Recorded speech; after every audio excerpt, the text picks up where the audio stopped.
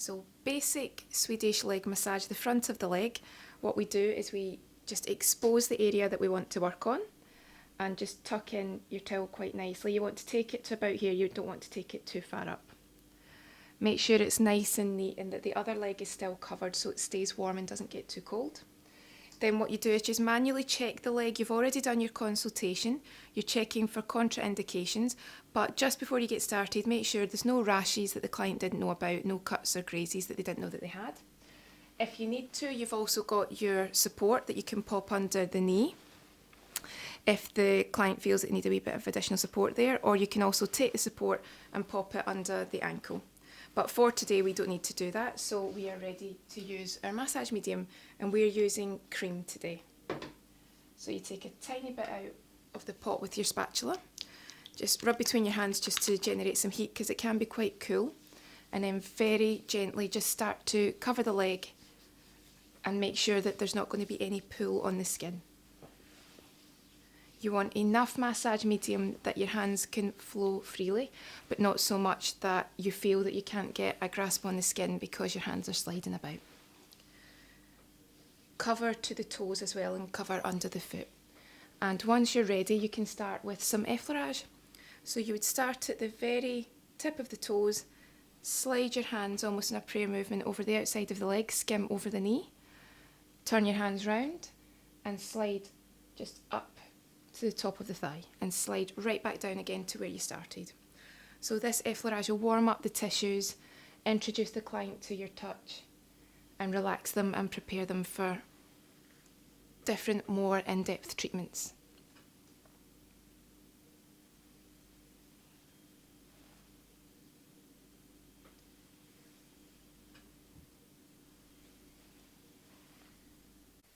So once you've warmed up the tissues, you can do Petrissage movements, and these are things like kneading. So you can knead from above the knee up to the top of the thigh. And you can do it in strips so that you know that you're covering the entire area.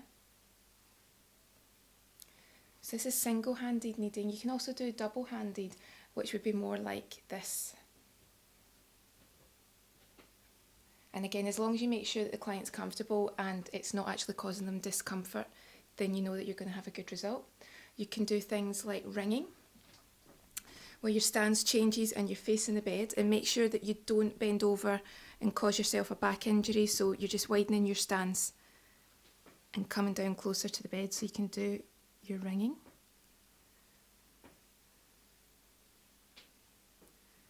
And you can also do picking up, scooping. And you can scoop with your hands sort of moving to meet each other, or you can scoop almost like a butterfly or a bird effect, where again you're scooping and moving from above the knee up to the top of the thigh. And again, when you do these moves, try and work in strips so that you're covering the entire area.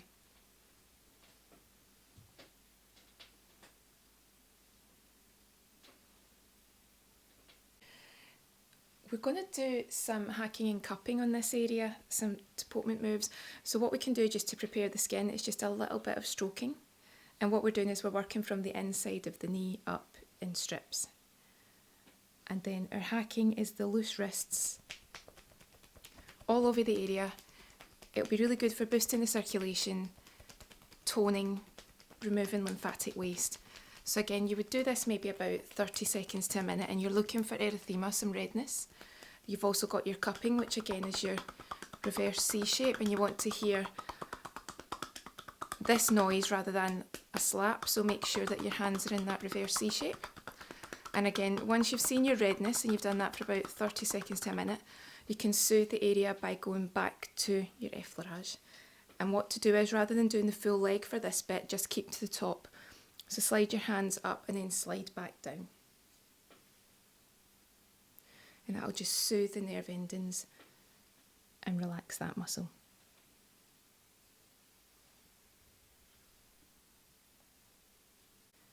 So the knee has some really nice moves that we can do in basic Swedish. It's almost like a prayer movement where you just slide your hands round the knee, round the patella, and then gently slide them back up, but not too much pressure over the knee. So you can do this just to relax it and warm it up. You can also very gently slide your thumbs over the patella and do some thumb frictions just round the knee. Really good if people get knee pain, and if they get swelling and they know what's causing it, then this can help to disperse it. If anyone's got undiagnosed swelling, make sure they go to the doctor before you start doing any massage. So this is quite good just to release some tension. And then another move that you can do in the knee is very gently moving the patella just backwards and forwards. But you must make sure that it's a very gentle movement. It's just to ease tension, and if it's too severe it could actually cause discomfort. So just a very gentle move left and right. And then when you're finished you can go back to that prayer movement, Effleurage, just over the knee. So some Effleurage on the lower leg once you finish with the knee just warms this area up again. And what you can do is actually some kneading just either side of the two main bones, the tibia and the fibula, and this just warms up an area that can carry a lot of tension. Anyone that walks a lot, exercises, runs, really does feel a lot of tightness here. So this is just some thumb kneading just to warm this up. You can also do thumb frictions down these two main bones. And again, you would do them slower than this. This is just a quick demo of what you can do. But the slower they are, the more intense they are, and the better result that you'll get. You can also bring the leg up and just make sure that the foot's positioned flat in the bed and do some scooping movements. And this is on your calf muscle, your gastrocnemius. So you can scoop either side whilst one hand is supporting under the knee. And you're making sure that you scoop but you don't pinch.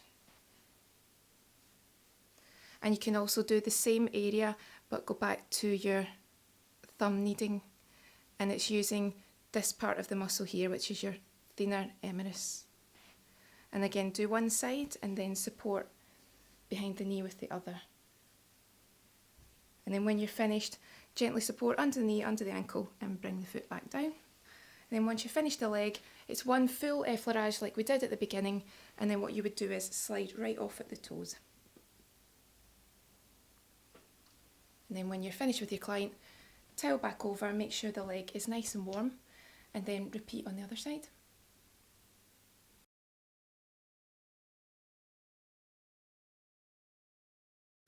So now we're going to do a quick demo of some basic abdominal massage techniques, and to begin with what you do is just tuck the towel into the underwear so that you're not going to get any oil onto it, and just raise the towel just slightly above here so that you've really got from the ribs upwards just where you're going to start your Effleurage here. With abdominal massage, it's really effective for relaxation if anyone gets spasms in that area or they get IBS, but don't do this if someone has a very heavy time of the month or they think they're about to, just in case they have a flood, because it's quite stimulating. But other than that, you're good to go. Again, watch with pregnancy. I would avoid it completely if someone's pregnant. And with piercings, you're okay if it's a nice, clean, tidy piercing, you can work around it.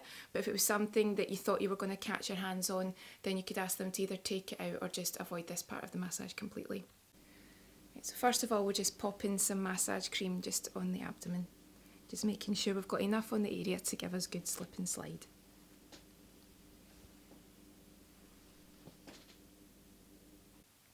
So to do an abdominal massage, your Effleurage, your hands sort of hook in a prayer movement just under the ribs, and you slide down just behind the hips at the back and pull back in. So it's in a diamond shape really that you're working. And again, you would do this maybe about 3 to 6 times just to warm up the area. The other movements that you can do in a basic routine are just to stroke from the hips into the centre. And then the main move, which is the most effective, is working on the colon, so doing a sort of caterpillar kneading movement, working along the direction, so the ascending, the transverse and the descending colon. And again, just take your time with that and slide back when you get to the edge. And then once you've done that about 3 times, you can just slide along the same path, and that's quite good at getting peristalsis, getting everything moving. So if you're doing a full body massage, you might feel that the client actually has to stop before you're finished just to pop to the loo if it's really effective for them. But this is a bit of a love it or hate it massage. You'll find it's a 50-50 split between people that enjoy it and people that would rather not get it done. So don't force anyone to get the abdomen done in a full body massage if they don't want to. But To finish, it's just the same diamond effleurage, and then just pull off at the base of the stomach, towel back up, keep your client nice and warm.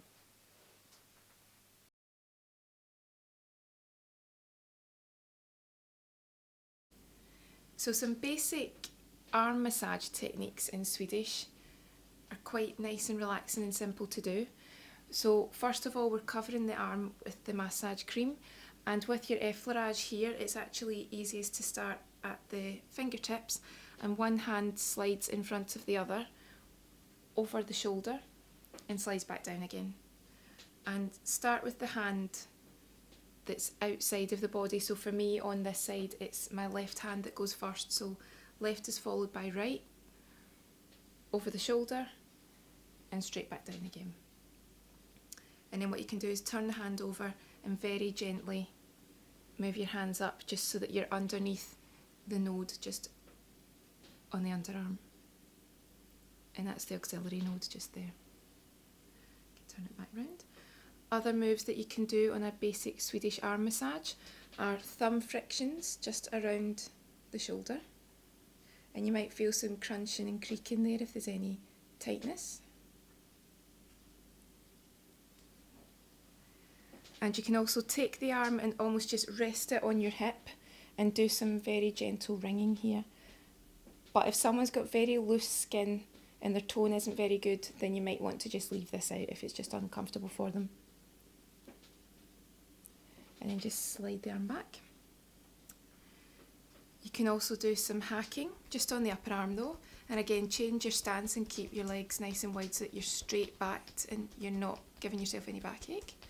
And you would work on this area for about, again, 30 seconds to a minute, and you're looking for your erythema, your redness. Anytime that you do this hacking though, you want to make sure that you effleurage over it so that it's nice and soothed again.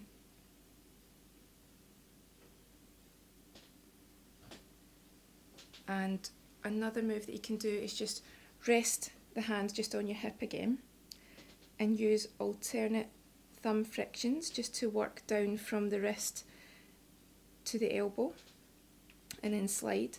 And this is a node in here, the supratrochlear node, that is also really good just for getting rid of any lymphatic waste and toxins, and you're giving the circulation a boost. And to finish off, you can just do some very gentle thumb kneading on the palm of the hand and some finger kneading here too, just support at the wrist. And then when you're finished, just very gently rest the hand down and just pull off at the fingertips.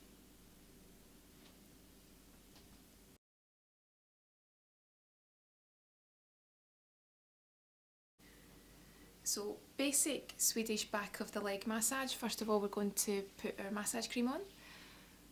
Make sure we've covered to the base of the foot too. And then for your effleurage, you want sort of stride stance, sliding very gently over this node. This node at the back of the knee is popliteal, and you don't want to put pressure on it because it's going to feel very uncomfortable. So ease off your pressure when you're going over that node, and then slide your hands right back. So your effleurage here is warming up the backs of the legs because your muscle, your hamstring on the back of your leg, can take quite a lot of pressure, so you want to warm it up thoroughly for the massage moves that you're going to do. And the moves that you can do here can be kneading, and they can be quite in-depth kneading moves because, again, it's a big muscle, it gets used a lot, so you can afford to put a lot of pressure on it. You can also slide down and do some kneading on the gastrocnemius, on the calf muscle too. You can slide back up and do some wringing.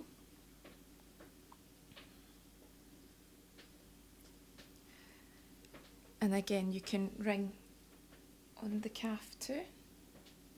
You can do reinforced kneading, where you're working in circles and really pulling up on the skin and the muscles to try and get some circulation going there. You want to see the redness, and you're pulling it up when it's the inside of the leg, and you're actually moving the skin up when it's the outside of the leg.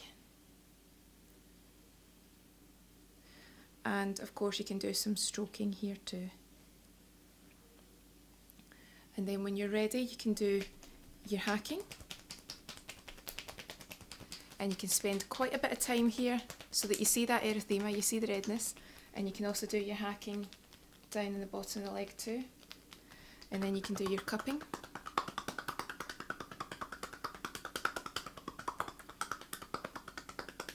You can also do beating, which is, it's not a punch to the leg, it's the flat hand just working alternately just all over the leg, and again it's quite stimulating, so you'll see a result with this. And pounding, which I can't come round to the other side of the bed just now, but pounding is almost as if your hands are working in a rotation, but they're working on the outside of the thigh. So to do this side of the leg, I would walk round to the other side of the bed and very gently be pounding up and down, but not, again, punching the skin, making sure that it's flat and it's in a rotation. And then once you've done that, you would hold on to the client for continuity and then come back round, Effleurage to soothe, because that's been quite a few stimulating moves that you've done. So Effleurage the top to soothe, and then slide your hands down, go back to your original Effleurage.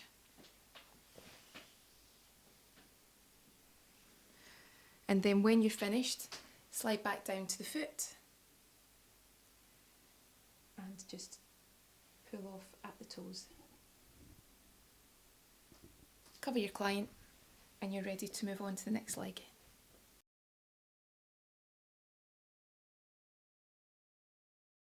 So set up for a back massage, you want to have your treatment bed ready, make sure it's nice and secure and stable. You want to have a cover over it, which can either be a bed cover or towels. This bed has actually got a little gap here just so that your client is comfortable and they can breathe when you're doing your massage. So if you've got a full bed cover, it might have the gap here, sometimes it doesn't. Again, it's just whatever's most comfortable for your client. We also use bedroll just for safety, just to make everything nice and clean and hygienic. And then we also have a little hand towel that we've rolled up and covered with bedroll here again. They can place their forehead or their head on it just to get comfortable. It's not completely necessary, so if the client doesn't want this, then we don't have to use it. And finally, a cover or a towel just to keep your client warm when you're doing the massage. We're going to expose the back here, and this will tuck into their underwear. And now we're ready to set up our client for the massage. So we've already applied some massage cream to the back area, and we're just gently moving it across the back in a sort of stroking movement, making sure that we cover all the skin. We want to have good slip and slide. We don't want to have too little oil and then your hands drag, and we don't want to have too much because then your hands slide about and you can't get grip when you're doing specific moves. If you want to check different types of massage mediums, then you can refer to the basic hand and arm massage video. So the first move that you do when you're starting off a massage is called Effleurage.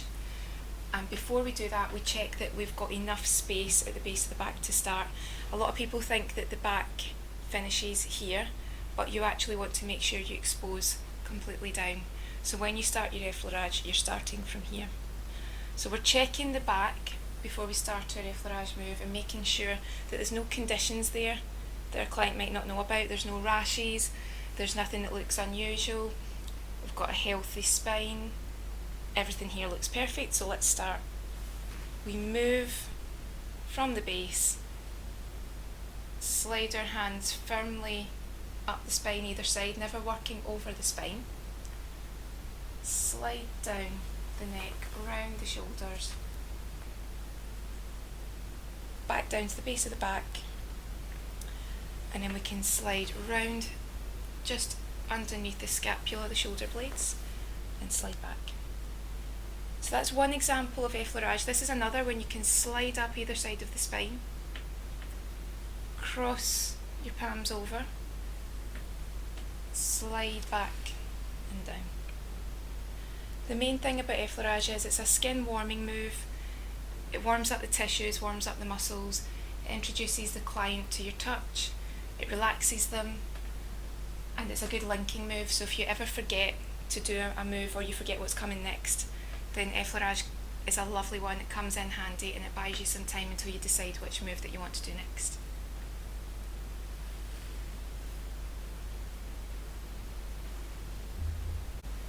So another move that's closely related to Effleurage is stroking, and again it's a nice relaxing move. If you've done quite a stimulating move, and I'll show you some of those later, then stroking can be quite nice just to relax the skin in between. And while I'm doing this, I can also explain to you a few things that you should always remember when you're doing massage. As I said before, we don't work down the spine because it's very, very sensitive. It's a very important part of your body and it carries all the neural pathways up to the brain. So if you damage the spine, if you work too hard on it, then you could cause problems with nerves, and we don't want to do that. The other thing that I can talk to you about while we're doing some stroking is making sure that your client stays comfortable. So just now our client's got their hands just beside their head, but your client might also decide that they want to put their arms either side of their body. So you can show us that just now. That's absolutely fine as well. Or your client might decide that they want to just sort of dangle their arms just either side of the bed. All of these are fine as long as you make sure that you're not touching the client, hurting the client while you're doing certain moves, or that they don't feel uncomfortable and that they can't move, they feel that they must stay in that one position. Make it clear to them that they can change and stay comfortable. If you're doing any movements on the spinal area, and I'll show you a few of those, you want your client's head to be completely straight so their forehead is on the bed. But if they choose to move their head sort of to rest on either side when you're not working on the spine, then that's absolutely fine. So now we move on to some Petrissage moves, and these are more stimulating moves. So an example of Petrissage could be skin rolling. So what you would do is gently lift the skin up with your hands and then use your thumbs just to roll that skin back down again. And again, this is just on the back, you can apply this to other areas of the body. And when you skin roll, you make sure that you don't pinch. It's purely the skin that you're just rolling just to loosen and help to remove toxins. And then you can reverse that when you're working towards yourself. We also have ringing, and what you do when you're ringing is you try to alternate the grip of your hands, so you're gently but firmly working along the outside of the body when you're working on the back, and again skim over the neck area where we've got the spine, and then continue to skin roll. This takes a little bit of practice. We've also got different types of kneading, so you can start to warm up the tissues, and you can alternate your kneading or you can work your hands at the same time. You can work along the lower back where it gets quite tight. And you've also got frictions, and you can do thumb frictions where you do tiny little circles. You can also do finger frictions.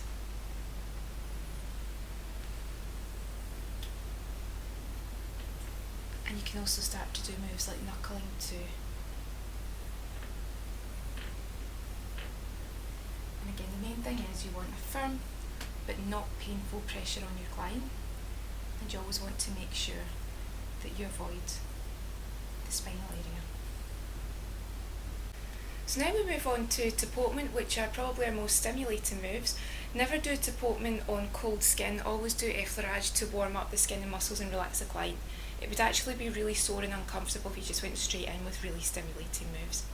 So a tapotement move that we commonly use, and you'll recognise this from massage that you've seen before, is hacking. And we hack, it's almost like chopping your hands, but you must make sure that the wrists stay loose. It's very painful if it's just a sharp sort of hit at the skin, but very effective if your wrist stays loose. And you can speed right up or you can keep it quite slow, but as long as those wrists are loose, the benefit will be that you're stimulating and toning the muscle. You're boosting circulation, you're boosting lymphatic drainage. If someone's got very, very tight muscles, this is ideal for helping to loosen it off. And you'll see redness. Redness is fine, that's good. That's erythema, and it means that blood, nutrients and oxygen are coming to the surface and you're removing the toxins. If it was very fiery red, that's excessive erythema.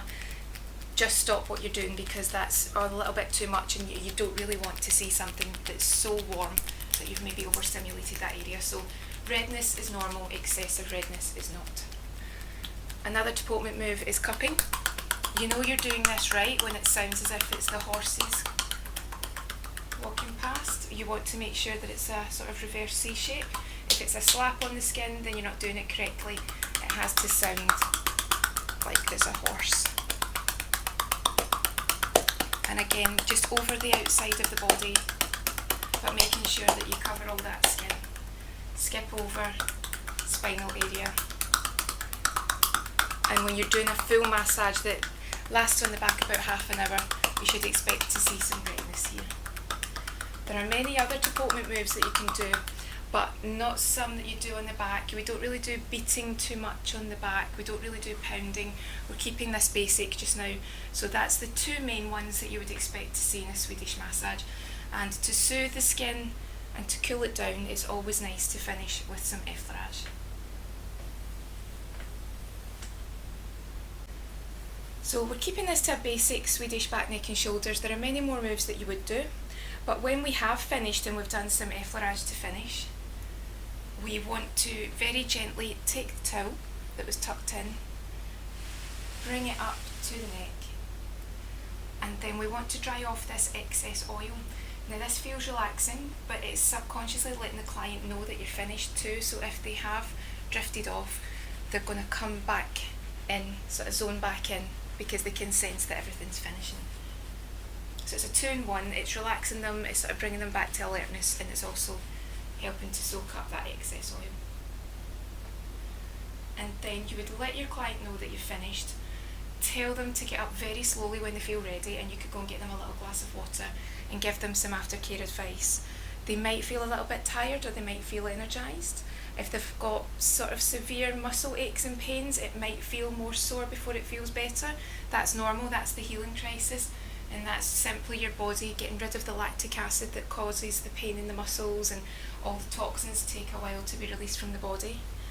But overall, as long as they take it easy, eat lightly, don't overdo it, and keep drinking their water, it should be a pleasant experience, and they'll be looking forward to the next massage.